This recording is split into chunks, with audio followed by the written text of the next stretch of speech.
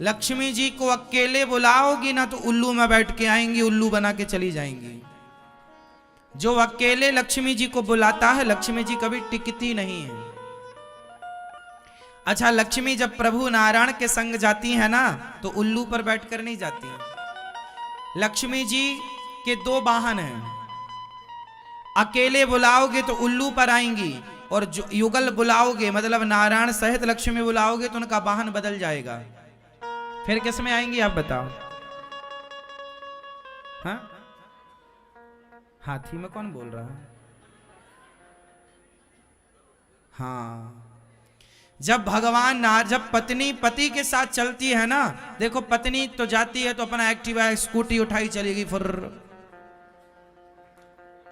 लेकिन जब पति के संग जाएगी, वो पति के पास कार है तो पति कार में बैठा के ले जाएगा। तो लक्ष्मी जी का अपना पर्सनल वाहन तो उल्लू है। जैसे कोई अकेले बुलाए ना, हे लक्ष्मी जी आप बस आओ, लक्ष्मी बोली आ रही हो, तो जो उल्लू बना के चली जाऊंगी। इसलिए अकेले लक्ष्मी जी को मत बुलाया करो, भगवान नारायण को बुलाओ। जब प्रभु नारायण को बुलाओगे तो लक्ष्मी जी उनके संग ही आएंगी, पत्नी कहां जाएगी? तो जब लक्ष्मी जी नारायण के संग आती हैं तो गरुण जी पर बैठ करके आती हैं। किस पर बैठ कर आती हैं? आपने कभी जगन्नाथ जी गए हो तो वहां मंदिर के द्वार पर गरुण स्तंभ है। हमारे भारत में आप यहां रंग जी जाइएगा, वृंदावन में सोने का खंबा है जहां, वहां उस सोने के खंबा पर कौन बैठे हैं? गरुण जी। गरुण स्तंभ बोलते हैं। हम भारतीयों के मंदिर जब जब जहां जहां रहे वहां पर गरुण स्तंभ जरूर रहा। कौन रहा? गरुण स्तंभ, गरुण जी।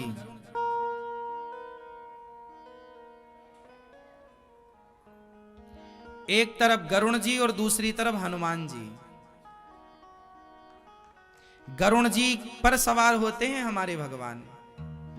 किस पर सवार होते हैं? और जो लक्ष्मी भगवान नारायण के संग गरुण में बैठकर आती हैं, वो आती तो हैं पर कभी जाती नहीं है, रह जाती हैं। और जो लक्ष्मी उल्लू पर बैठकर आती हैं वो जल्दी भाग जाती हैं।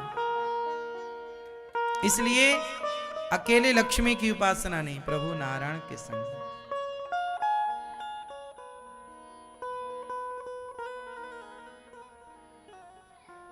आपके घर पर ना भगवान नारायण का, आपके घर में गोपाल जी तो होंगे, बोलो हाँ या ना? पर आपके घर में एक चीज और होनी चाहिए।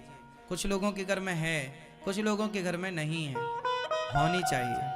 आपके घर में भगवान नारायण का एक ऐसा धातु की प्रतिमा होनी चाहिए जिसमें प्रभु आराम से लेटे हैं और लक्ष्मी जी उनके चरण दबा रही हैं। आपके घर में भगवान के ये विग्रह जरूर होने चाहिए, धातु के या पत्थर के, जो आपको मिल जाए कि भगवान लेटे हैं और लक्ष्मी जी उनके, जिस स्वरूप को आप लोग देखते हैं बैकुंठ में, बैकुंठ में भगवान शेष नाग के ऊपर लेटे हैं और लक्ष्मी जी उनके, घर में लक्ष्मी जी बैठी हुई होनी चाहिए, खड़ी हुई नहीं होनी चाहिए। खड़ा हुआ व्यक्ति तो जल्दी चला जाएगा, बैठा हुआ तो बैठे।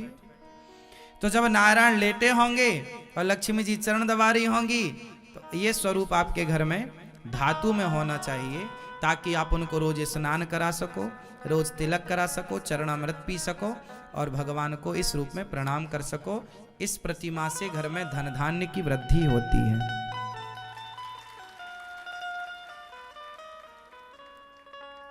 ये आपके घर में होनी चाहिए, जिन्हें बोलते हैं श्रीमन नारायण, लक्ष्मी नारायण।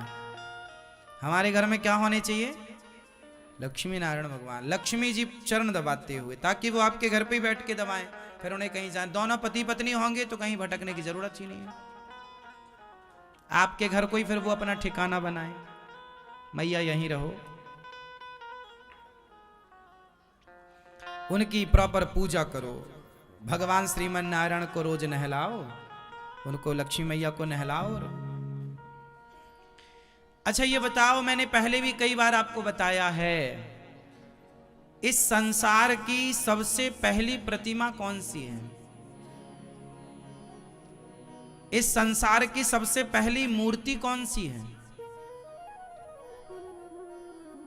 हमने कई बार आपको बताया है कौन सी है संसार की सबसे पहले। कोई आपसे सवाल कर ले कि दुनिया की सबसे पहली मूर्ति कौन सी है, सृष्टि की सबसे पहली प्रतिमा, मूर्ति पूजा जब स्टार्ट हुई तो पहली मूर्ति कौन थी और वो कहां है? और आपको आश्चर्य होगा, इस संसार की वो पहली प्रतिमा आज भी है और आज भी पूजा हो रही है। बताओ कौन?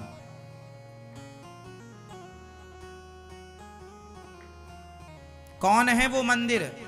बताओ हमारे देश में वो कौन सा मंदिर है जिस मंदिर में इस संसार की पहली प्रतिमा विद्यमान है, पहले ठाकुर विद्यमान है?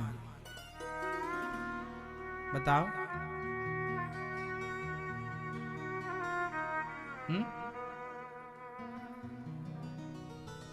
सतयुग के भगवान, मतलब सतयुग, फिर त्रेता, फिर द्वापर और कलयुग, आज तक हैं वो।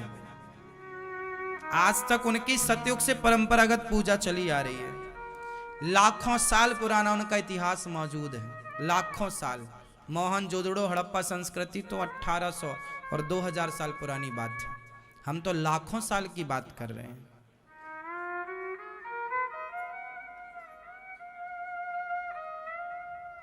कौन है वो पहली प्रतिमा?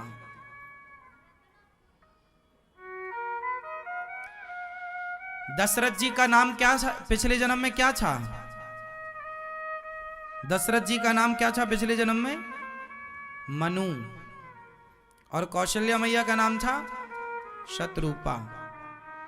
जब मनु शतरूपा ने प्रभु से कहा, यह बात है सतयुग की, उस समय की जब सृष्टि प्रारंभ हुई थी।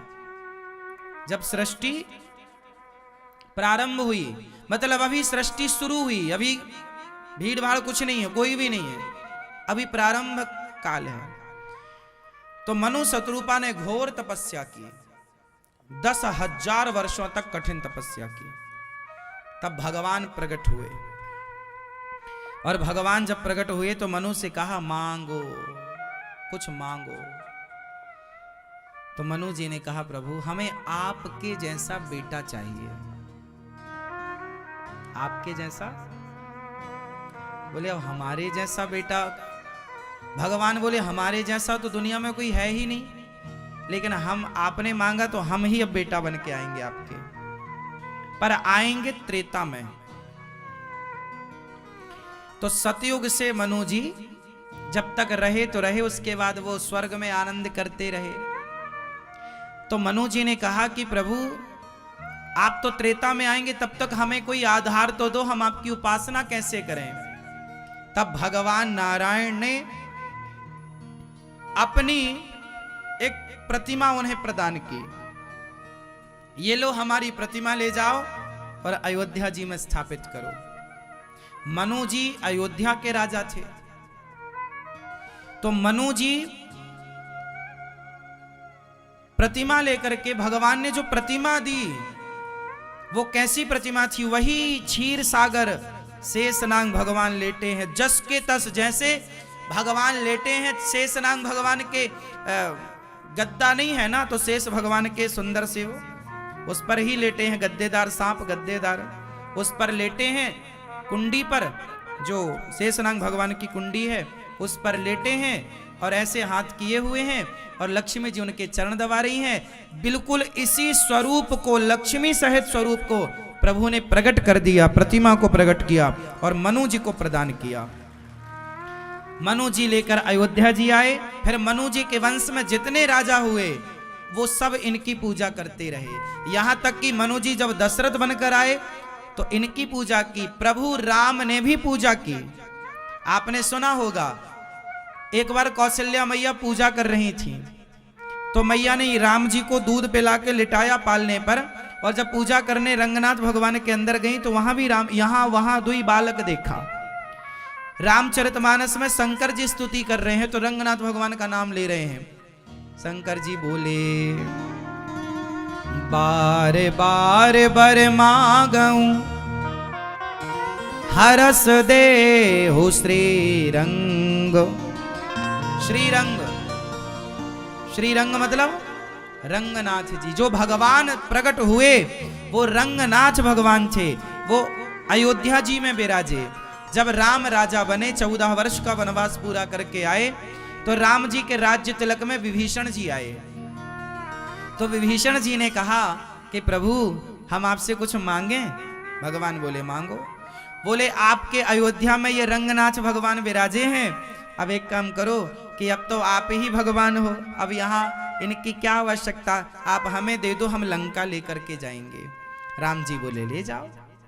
रंगनाथ भगवान को विभीषण जी लंका ले जाने लगे तो रंगनाथ जी ने बोला सुनो तुम हमें लंका तो ले जा रहे हो पर शर्त है हमें बीच में कहीं रख मत देना, यदि रखोगे तो फिर हम वहीं रह जाएंगे।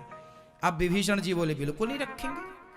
अब विभीषण अपने विमान पर भगवान को रखे। पुष्पक विमान था विभीषण के पास, रावण वाला। पुष्पक विमान में भगवान को पधराया, रंगनाथ भगवान को, और लेकर के चले।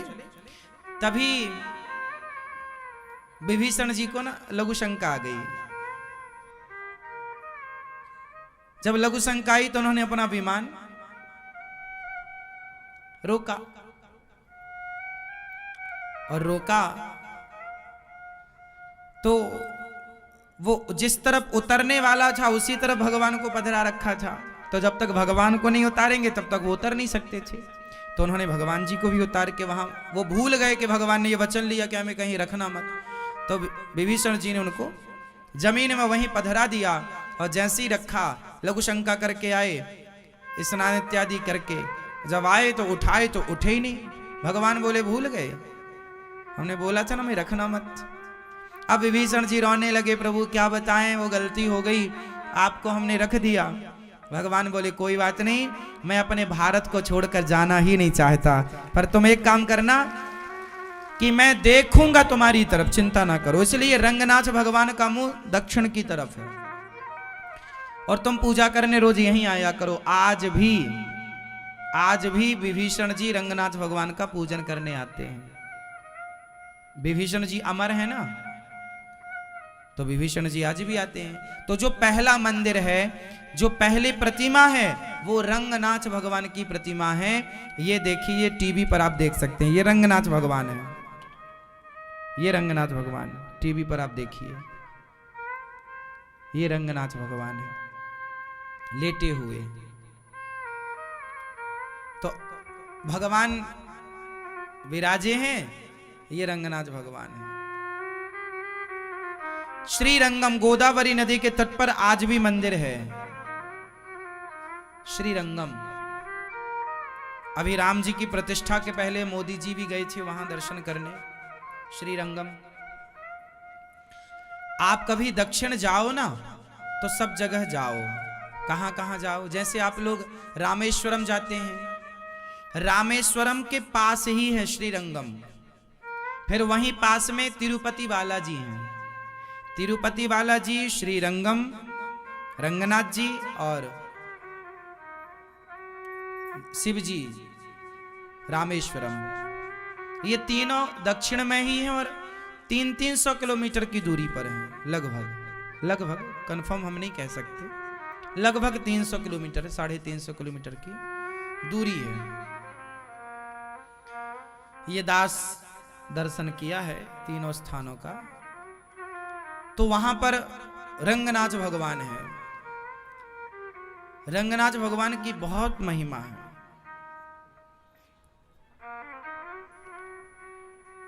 रंगनाथ जी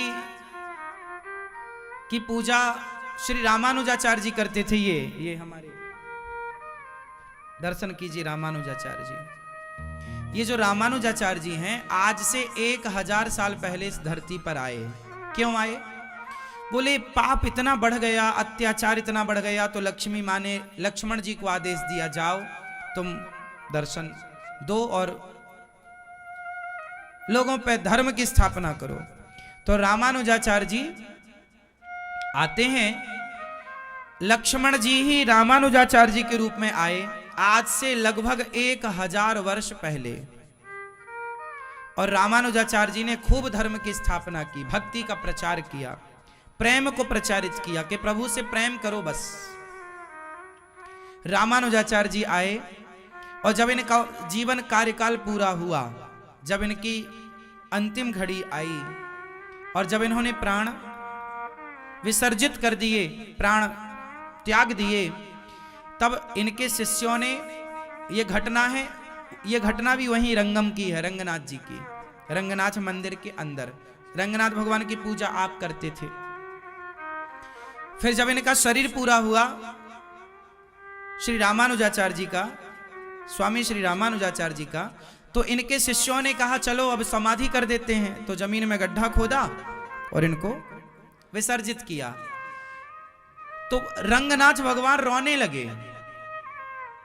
रंगनाथ भगवान बोले मेरे रामानुज का अंतिम संस्कार मत करो। अरे तो प्रभु अंतिम संस्कार ना करें? रामानुजाचार्य जी से रंगनाथ भगवान सीधी बात किया करते थे। रंगनाथ भगवान रामानुजाचार्य जी से बात किया करते थे। तो भगवान रो पड़े, बोले रामानुज को मत समाधि दो, मत अंतिम संस्कार करो। बोले फिर क्या करें? बोले मेरे सामने बिठा दो। आप आश्चर्य मानेंगे, मैं ये पहले भी बता चुका हूं, आप आश्चर्य मानेंगे कि रामानुजाचार्य जी का शरीर आज भी 1000 साल बाद, इस बात को 1000 साल हो गए, आज भी उनका शरीर जस की तस रखा है। आप लोग देख सकते हैं, हम सब लोग देख सकते हैं। ये देखिए उनका ओरिजिनल शरीर है टीवी पर, ये उनका ओरिजिनल शरीर है। कोई मसाला और कोई ईंट पत्थर का, सीमेंट का शरीर नहीं है, ये ओरिजिनल, वही हड्डियां, वही चमड़ी, ये 1000 वर्ष पुराना शरीर है। और आप लोग दर्शन कर सकते हैं। बड़े बड़े वैज्ञानिकों ने आकर रिसर्च की कि भाई इतना पुराना शरीर हमारा, तो आपका शरीर तो देखो 100 मतलब दिन, 2 दिन, 5 दिन में ही बदबू मारने लग जाएगा। पर रामानुजाचार्य जी साक्षात लक्ष्मण जी का अवतार है ना, और उनसे प्रेम भगवान करते हैं। तो भगवान ही तो पंच तत्वों को देने वाले हैं, वो बचाए रखें तो सदा रहेंगे। तो आज भी तिरुपति वाला रंगम में भगवान रामानुजाचार्य जी का शरीर आज भी है। हमारे जो आचार्य हैं वो श्री रामानुजाचार्य जी हैं। हमारी संप्रदाय है वो श्री संप्रदाय है। श्री संप्रदाय कहाँ से स्टार्ट हुई? माता लक्ष्मी जी से। हमारी तो आचार्य ही माता लक्ष्मी है। इसलिए कहता हूं कि भगवान नारायण लेटे हों और मैया चरण दबा रही हों, फिर देखना आपके घर सदा लक्ष्मी जी का वास होगा। और बस सदा आपस में जय श्रीमन नारायण बोला करो, हाय हालो मत बोला करो। जय श्रीमन नारायण, जय श्री कृष्ण, जय श्री सीताराम।